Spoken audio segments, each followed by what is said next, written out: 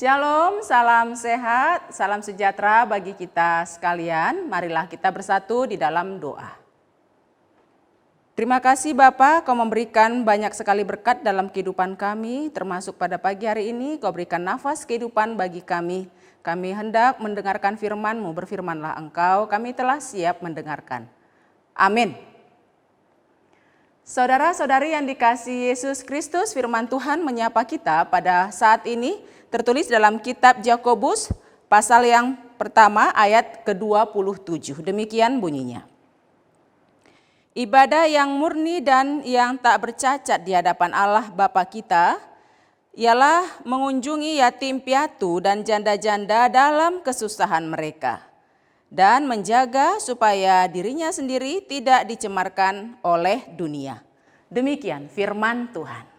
Saudara-saudari sekalian, agama apapun di dunia ini tentunya mempunyai pemahaman tentang perlunya memberikan persembahan kepada Tuhan yang disembahnya. Hal itu sudah berlangsung sejak masa Alkitab. Misalnya agama Yahudi, Kanani, Yunani, dan lain-lain. Meskipun ekspresi, wujud, dan makna persembahan itu berbeda-beda, namun muatannya adalah untuk menjalin hubungan dengan ilah yang disembahnya. Pada masa Perjanjian Lama, upacara persembahan kurban merupakan ekspresi menjalin hubungan dengan Allah lewat persembahan yang disampaikan melalui para imam. Dalam Perjanjian Lama, persembahan erat hubungannya dengan upacara korban. Dalam Imamat pasal 1 sampai 7 terdapat beberapa contoh jenis persembahan kurban seperti kurban bakaran, kurban sajian, kurban keselamatan, kurban penghapusan dosa, dan kurban penebusan salah. Umat datang membawa persembahan dalam bentuk natura, yakni hewan dan tanaman, yang tujuannya untuk memohon penebusan dosa dan memohon kemurahan hati Allah.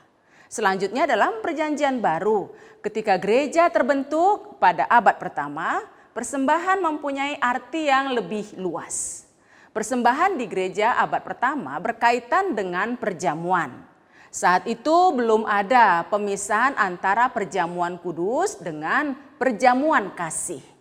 Orang membawa persembahan dalam bentuk makanan atau uang sebagai biaya untuk menyediakan perjamuan kasih, yakni makanan dan minuman, dengan tujuan agar orang miskin yang tidak mempunyai makanan di rumah bisa ikut makan. Di samping itu, pemahaman persembahan dalam kitab Perjanjian Baru selalu dihubungkan dengan pengorbanan Kristus, di mana pengorbanan Kristus menjadi wujud nyata dari penyerahan diri untuk menebus manusia dari dosa yang membelenggunya. Maka dari itu, makna persembahan dalam Perjanjian Baru adalah pengorbanan diri sebagai bukti ketaatan dan kepatuhan terhadap Allah yang memberi kehidupan atau keselamatan. Kristus menunjukkan hal itu. Dia taat, patuh terhadap Bapa yang mengutusnya sampai dia mati di kayu salib demi keselamatan manusia. Disitulah makna persembahan yang sesungguhnya, yaitu ketaatan dan ketundukan kita kepada Tuhan. Saudara-saudariku di dalam Yesus Kristus, selama ini kita tentu sudah tidak terhitung lagi sudah berapa kali memberikan rupa-rupa persembahan. Berbahagialah kita bila setiap kali memberikan persembahan hati kita tidak dipenuhi dengan sungut-sungut dan keterpaksaan. Karena tidak semua manusia bisa memiliki perasaan seperti itu.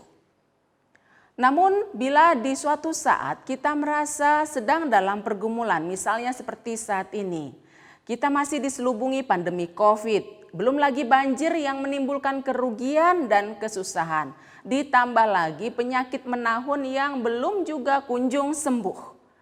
Dan masih banyak daftar penderitaan lainnya. Namun ingatlah, jangan menutup mata atas berkat Tuhan lainnya yang jauh lebih besar dari penderitaan yang kita sebutkan tadi. Jadilah manusia yang taat kepada Allah.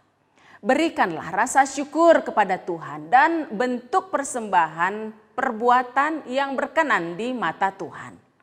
Jadi wujud persembahan kita kepada Tuhan baik berupa persembahan setiap hari Minggu, sumbangan untuk pembangunan dan lain sebagainya, berikanlah dengan sepenuh hati dan rasa syukur.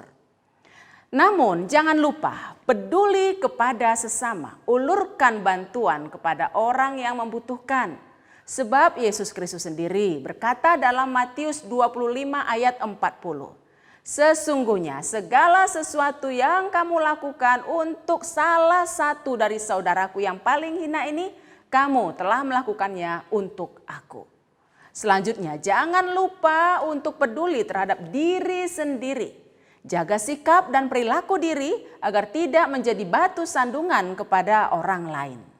Sebab persembahan kita adalah seluruh eksistensi hidup kita. Mari kita berikan hanya untuk kemuliaan nama Tuhan saja.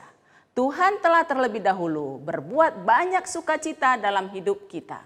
Maka berikanlah ucapan syukur kepadanya dengan sepenuh hati.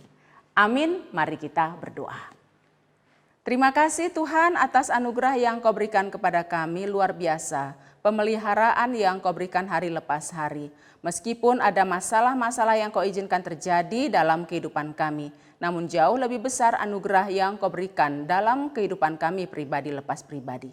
Kami yakin untuk hari-hari yang akan datang Engkau semakin menguatkan hati kami untuk menjadi manusia yang taat dan tahu berterima kasih serta bersyukur kepadamu. Terima kasih Bapa, dalam Yesus Kristus kami berdoa. Amin.